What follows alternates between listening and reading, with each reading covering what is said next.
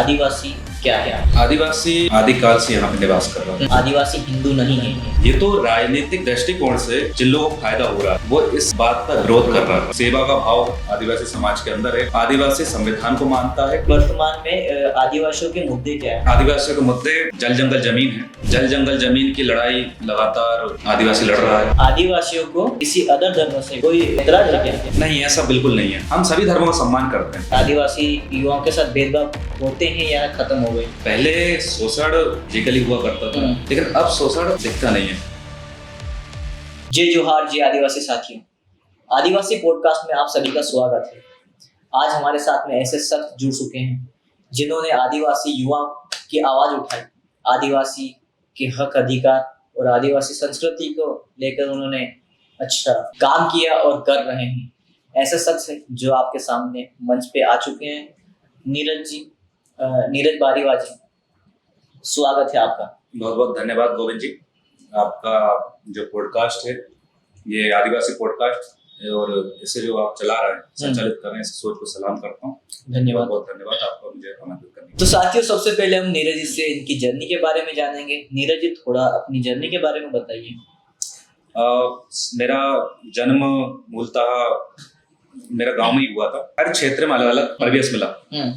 जैसे बुंदेलखंड एरिया है, वहाँ पे ट्राइबल्स कम है।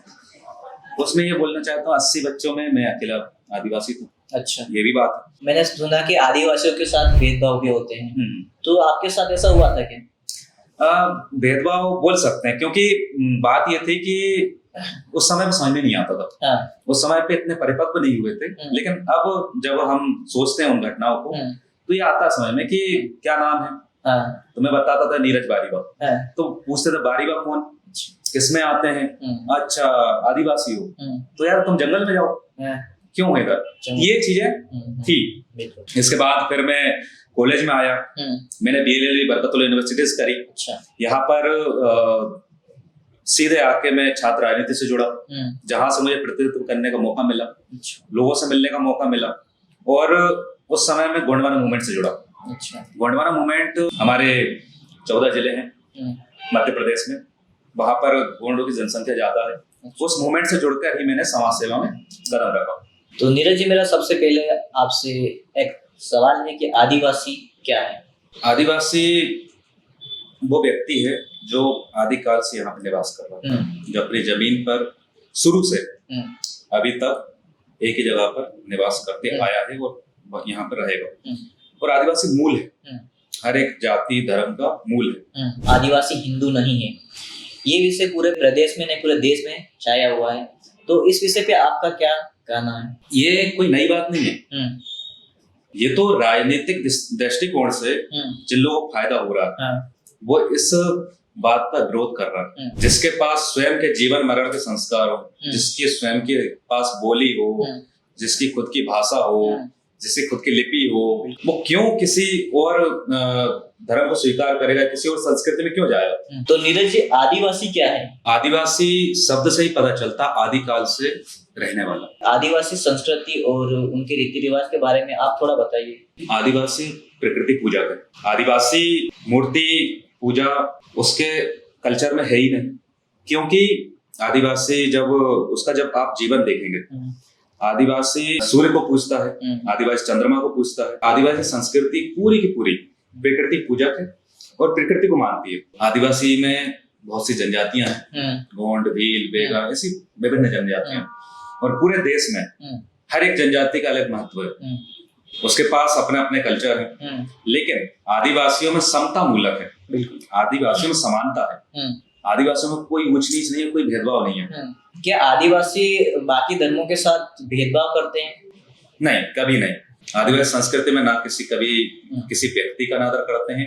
आदिवासी समाज हमेशा सेवा का भाव आदिवासी समाज के अंदर है। आदिवासी समाज संविधान को मानता है।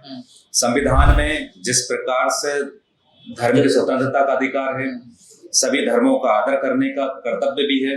तो किसी भी संस्कृति, किसी भी धर्म का अनादर बिल्कुल नहीं करता, सभी का सम्मान करता है। आदिवासियों को किसी अदर धर्म से कोई एतराज है क्या? नहीं, ऐसा बिल्कुल नहीं है।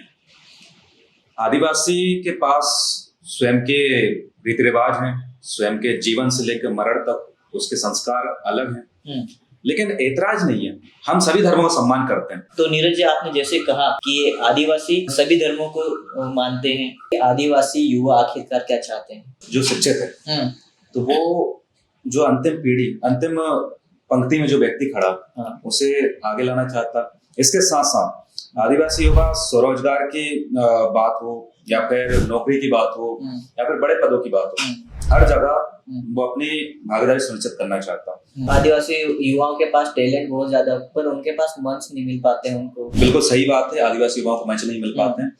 जैसे हम इससे ये भी देख सकते हैं कि सरकारी योजना जो आती हैं, सरकारी योजनाएं कागजों पर रहती हैं, उसका क्रियान्वयन जब होता है तो हम देखते हैं कि वो सरकारी वादे ही रहते हैं। ऐसा कौन सी घटना है जो आपको समाज सेवा करने की ओर प्रेरित किया? मैं जब बरकतुल्लाह यूनिवर्सिटी आया, मैंने ये देखा कि पूरी यूनिवर्सिटी में कोई ट्राइबल नहीं है। क्या होता है कि जैसे आप भी जानते हैं, आप भी आदिवासी समुदाय से हैं, तो आप जानते हैं कि हमारा आदिवासी व्यक्ति अपने आदिवासी समुदाय के व्यक्ति से बहुत ज्यादा सामंजस्य बिठा लेता और उसके साथ संकोच नहीं करता। तो ऐसा मैं ढूंढता था, लेकिन ऐसे व्यक्ति नहीं मिलते थे। मैं देखता था कि यार आदिवासियों का प्रतिनिधित्व बहुत कम है। तो मुझे प्रेरणा वहीं से मिली कि आदिवासी समुदाय के लिए कुछ ना कुछ तो करना। और वहां पे काम करते हुए मैं 2018 में 2017 में मैं छात्र संघ चुनाव में एक्टिव भी रहा। छात्र संघ चुनाव हुए जो मध्य प्रदेश में, वो चुनाव भी देखे हमने। तब मैंने जाना कि छात्रों की एकता क्या होती है। तो इसलिए मैं गोंडवाना मूवमेंट से जुड़ा और गोंडवाना स्टूडेंट यूनियन का मैं जिलाध्यक्ष बना। मैं बहुत ही छोटी उम्र में जिलाध्यक्ष बन गया था और मैंने पूरे भोपाल में इसे रन किया। आदिवासी युवाओं के साथ भेदभाव होते हैं या खत्म हो गए?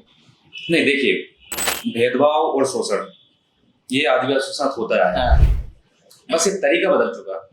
पहले शोषण फिजिकली हुआ करता था।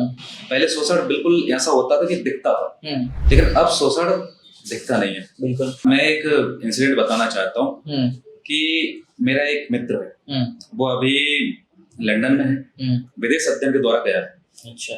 तो जब वो विदेश अध्ययन के लिए जब सरकारी दफ्तरों के चक्कर लगाता था, तब उसने बताया कि नीरज, मेरे साथ बहुत बड़ी दिक्कतें आ रही हैं कि यार लास्ट का स्टेप बचा है, मुझे अपनी पढ़ाई भी कंटिन्यू करनी है और यहाँ से अप्रूवल नहीं मिल रहा। तब हमने देखा, जब मैं उसके साथ गया, तब IAS जो अधिकारी थे वहां पर, नाम नहीं लेना चाहूंगा, तो वहां पर फाइल जो उसकी थी बस एक अप्रूवल पे अटकी हुई थी। ये भेदभाव नहीं तो और क्या है। और उसने ये बात बोली थी अधिकारी ने कि तुम आदिवासी हो, क्या ही करने जाओगे, मौज मस्ती करने जाओगे। मतलब आप देख रहे हैं उनका अधिकार को भी व्यक्ति किस प्रकार से बोल रहा है।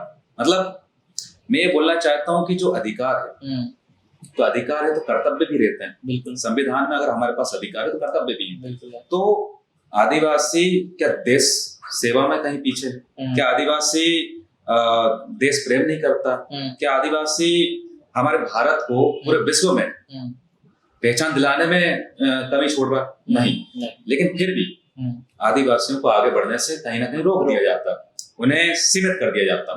तो इसीलिए ऐसी बहुत सी, ये तो एक इंसिडेंट बताया मैंने, ऐसी बहुत सी घटनाएं हैं, जब बात करेंगे तो हम समझ सकते हैं कि दिन बीत जाए। भविष्य में आदिवासी धर्म को स्वतंत्रता पहचान को मान्यता दिलाने के लिए क्या प्रयास जरूरी है? स्वतंत्र पहचान को मान्यता दिलाने के लिए सबसे ज्यादा जरूरी है, मैं सभी आदिवासी समुदाय के व्यक्तियों से भी कहना चाहता हूँ कि हमें अगर अलग मान्यता मिली हुई है, अलग दर्जा मिला हुआ है संविधान में, तो वो हमारी पहचान की वजह से मिला हुआ है। बिल्कुल। हमारे जो कल्चर है उसकी वजह से मिला हुआ, जो हम जीवन शैली जीते हैं। इसीलिए मैं सभी आपके मंच से, आपके पॉडकास्ट के माध्यम से मैं यही हमेशा बोलता हूँ, पहले भी बोलता हूँ और आज ही आपके पॉडकास्ट के माध्यम से बोलना चाहता हूँ कि हमें मॉडर्न होना है, लेकिन अपनी संस्कृति नहीं छोड़नी है। क्या कि जिसकी संस्कृति नहीं, संस्कृति एक माता की तरह है। बिल्कुल। और हमें कभी भी संस्कृति नहीं छोड़ना चाहिए, क्योंकि संस्कृति में जो व्यक्ति रहता है वो व्यक्ति और भी ज्यादा खूबसूरत लगता है। बिल्कुल। आज हम देखते हैं कि जो धोती कुर्ता है, धोती कुर्ता पहनने में हमारा आज के युवा शर्माते हैं। बिल्कुल। और उन्हें शर्म महसूस होती है, लेकिन इससे गौरव का विषय मानना चाहिए, इससे गौरवान्वित होना चाहिए, इससे हमारी संस्कृति को और बताना चाहिए कि हमारे किस प्रकार से हमारे पूर्वज जिया करते थे। धार्मिक स्वतंत्रता का जो अधिकार है 24 से 28 तक जो अनुच्छेद है उसमें साफ साफ लिखा हुआ है कि धर्म की स्वतंत्रता, जिस व्यक्ति को जिस प्रकार जीना है वो जी सकता। तो इसीलिए आदिवासियों को एक अलग पहचान मिली हुई वाकई में। अब आप देखेंगे कि लोकल कमेटी हो, कालेकर कमीशन हो, इनमें भी जो लक्षण बताए गए आदिवासियों के और जो उनको जो अधिकार मिलते हैं वो इसलिए मिलते हैं जो उनकी प्रवृत्ति है।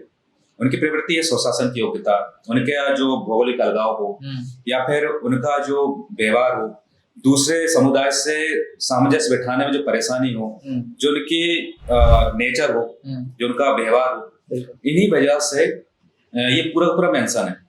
और ये आप ये जो कमीशन बताया वो लोकल कमेटी बताया जिसमें साफ साफ लिखा हुआ है।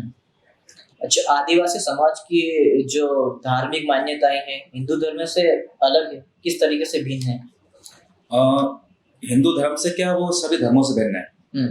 क्योंकि जैसे मान के चलिए व्यक्ति का दिनचर्या ही उसकी हर एक चीज बता देता है। आदिवासी धर्म में, आदिवासी संस्कृति में हम देखेंगे कि पूजा पद्धति अलग है। जैसे आदिवासी जो व्यक्ति है उसके देवी देवता पेड़ों में बसते हैं माना जाता है, वो मानते हैं। और इसके साथ हम देखते हैं कि जब अगर आदिवासी जो जन्म लेता, जन्म से लेकर मरण तक के शादी पद्धति हो सभी अलग है और उसे एक तरीके से मैं शब्दों में बयान नहीं कर सकता। ये आदिवासी जीवन वाकई में बहुत अलग है। ठीक है नीरज जी, आपका बहुत बहुत धन्यवाद हमारे इस पॉडकास्ट में इतना समय देने के लिए।